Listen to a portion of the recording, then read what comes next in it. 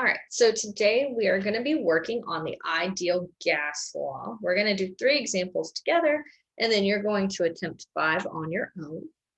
The last video we talked about combined gas law, where we're comparing an initial set of conditions to a final set of conditions for a gas. In the ideal gas law, we're solving for individual variables at a specific set of conditions or at one instance in time. So we have the Pivnert or Pervnert equation, depending on how you pronounce that, where pressure times volume equals the number of moles times our R, which is the universal gas constant, times temperature. So a few things about the ideal gas law, because we have a constant here, or the universal gas constant of 0.0821 liters times atmospheres divided by moles times Kelvin, our other variables have to be in very specific units. So because R has pressure in atmospheres, P has to be in atmospheres. Because our R has volume in liters, V has to be in liters. Of course, in the gas unit, temperature is always in Kelvin, so we want to make sure we convert that. And then N is moles, which of course is measured in moles. So a few things to note, there are different universal gas constants depending on what units you use here. So you could do liter, kilopascal, mole, Kelvin, and that would get you a different R. So just be aware of that. If you're looking to Google different R constants, your variables need to be in the units that R is using. In our case, we're just going to stick to one R value of 0.0821, and we're always going to make sure we're in liters, atmospheres, moles, and Kelvin. So kind of similar to our combined gas law problem, we're just going to start by reading the problem and listing out what we have. So how many moles of oxygen will occupy a volume of 2.5 liters at 1.2 atmospheres and 25 degrees Celsius? So the first thing I want to look at is how many moles of oxygen. So N, or moles, is what we're solving for. That's going to occupy a volume, or V, of 2.5 liters at a pressure, P, of 1.2 atmospheres, and our temperature is given in 25 degrees Celsius. So you'll see the first big difference between ideal gas law and combined gas law is we're only given one set of conditions. I don't have a V1 and a V2, or a P1 and a P2, or a T1 and a T2. I just have one set of conditions. So that's what's telling us that we're going to be using this ideal gas law for one instant. If you ever get a double variable, you're going to go back and use the combined gas law, which was given in a previous video. So the other thing we need to do is make sure we're in our units for our constant. So I need pressure in atmospheres. We're already there. I need my volume in liters. Perfect. N is going to be moles, so I know that unit coming out should be moles. And my T is in temperature, which is in Kelvin. So here we're at 25 degrees Celsius. To get that to Kelvin, just a reminder, we're going to add 273.15. And that's going to get us to 298.15 Kelvin. Okay. From here, we're going to look at the ideal gas law. I like to rearrange my variables before I start plugging in numbers just to keep it a little more clean. So in this case, I want moles, or I need to get N by itself. To undo the multiplication going on here, we're going to divide everything out. So we're going to divide by RT to both sides. Of course, that's going to cancel here, leaving us with just N equaling PV over RT. So we're just going to plug everything we have in now. We know N is going to equal pressure, 1.2 atmospheres, times the volume of 2.5 liters. We're going to divide all that by RT. I'm going to go ahead and put the temperature first so that I can deal with these gas units. R, coming from the constant, 0.0821 liters times atmospheres, divided by mole Kelvin on the opposite side of the fraction. What that allows us to do is cancel out some units that are on top and bottom. So I got atmospheres up top. They're going to cancel when I divide on bottom. I got liters on top. Those are going to cancel out when we divide liters on bottom.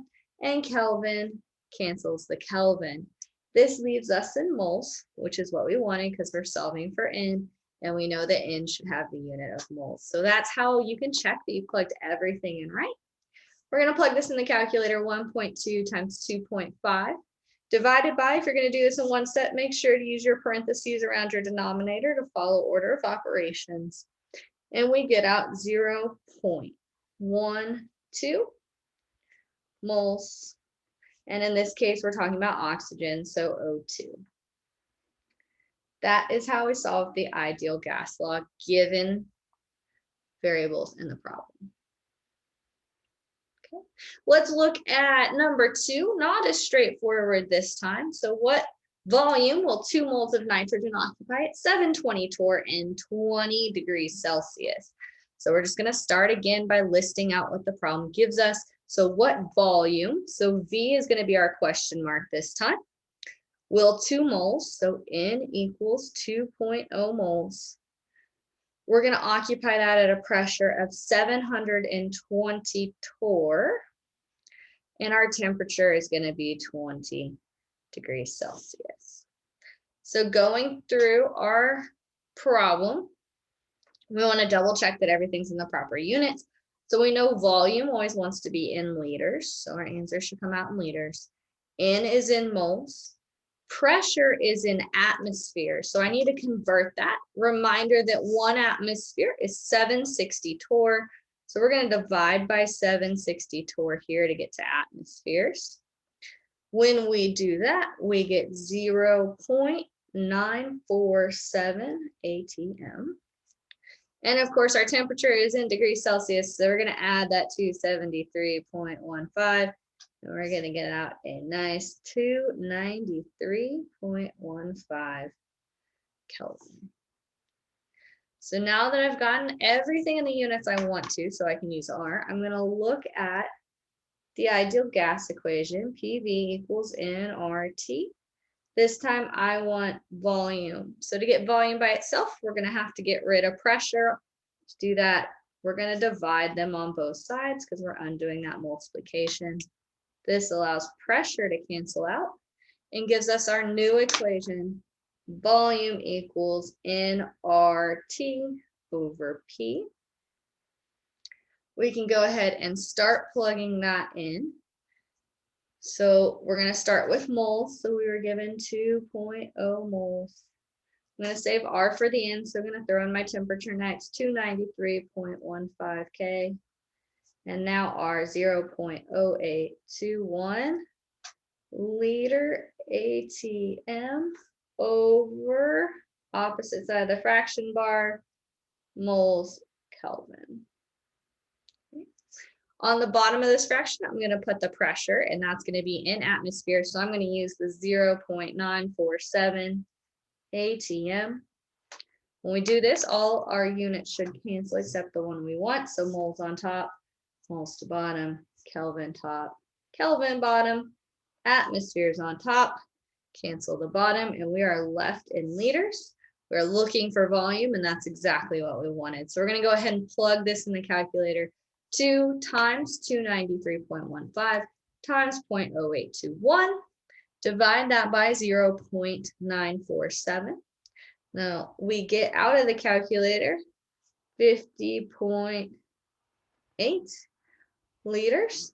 If we want to do that to sig figs, I have 2 digits here that are significant and 2 digits here that are significant. So to round this to 2 digits, we would do 51 liters of nitrogen to the correct number of sig figs. Now, the last problem we're going to look at is a different type of problem. This time we're looking at the density of NH3 at 800 torr and 25 degrees Celsius, and I want that density in grams per liter. So it doesn't initially look like a gas problem, but we're still just going to start by listing out what we need. So density, and I need that in grams per liter. I'm given 800 torr, which I know is the pressure. and I'm given the temperature, which is 25 degrees Celsius. Still go through the motions. We're going to get everything into the units of R. So 800 torr, we're going to divide that by 760 again. And that this time is going to give us 1.05 atmospheres.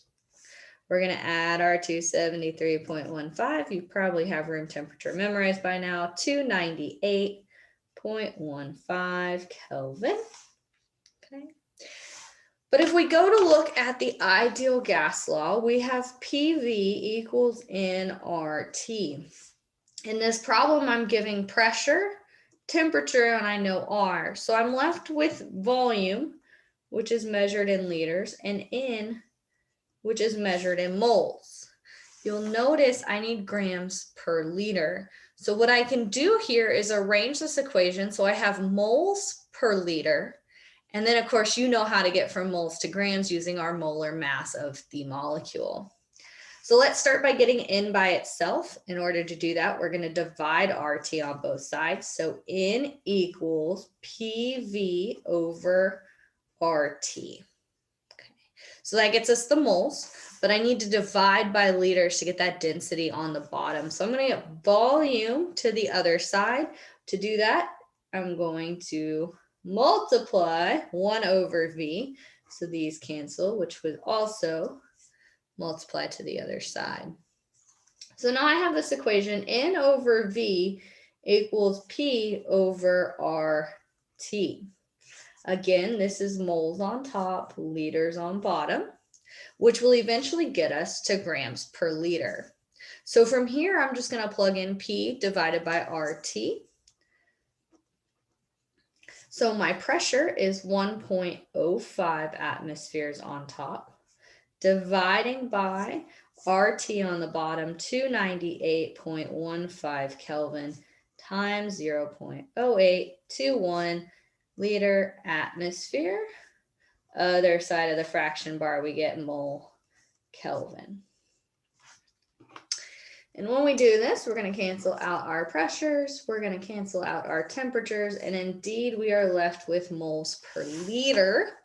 So we're going to plug that in the calculator. Again, if you're going to do this in one step, make sure you throw parentheses around the bottom, and you get out 0.0429 moles per liter. So we're halfway there. We want density in grams per liter. So I now have to get moles to grams. We're going to go back to the mole unit and do some dimensional analysis. So we're going to start with the answer from the ideal gas law, and that's in moles per liter. We know that moles is on top, so it's going to go to the bottom of the next fraction. So I have moles down here. And this is moles of NH3. Okay. In order to get from moles to grams, we're just going to use the molar mass here. So we're going to put grams up top. I'm going to go find that molar mass of NH3 real quick. Just a reminder on how to do that. We're going to go to our periodic table and look up the mass of nitrogen, which is 14.007 grams per mole. We're going to add that to the mass of hydrogen, 1.008. But we have 3 hydrogen, so multiply that mass by 3. And the mass we get out is 17.031 grams for NH3. So that is the mass that's going to go up top. Throw this in the calculator. 0.0429 times 17.031 gives us our final answer of 0.731 grams per liter. So occasionally we like to give you things in grams instead of moles, and you would have to use the molar mass, or we like to ask for our answer in grams. And so you have to do the ideal gas law first and then use molar mass to get to the unit you want. There is a secondary equation that we can talk about that might make this process a little bit easier, and it is the molar mass equals density times the gas constant times temperature divided by P. So kind of what we just did, but a little bit shorter. This is going to be our molar mass. This is going to be our density in grams per liter. And then of course, R, T, and P follow. So you'll notice this compared to what we just did. If we were solving for density, we would multiply P up, divide by RT, or we get P divided by RT, which is what we did here. And then we're going to multiply that answer by the molar mass. So this is just kind of a secondary equation you might want to have in your back pocket, but not necessary. You can solve the work with the normal ideal gas law. You have 5 problems now to try on your own. Good luck.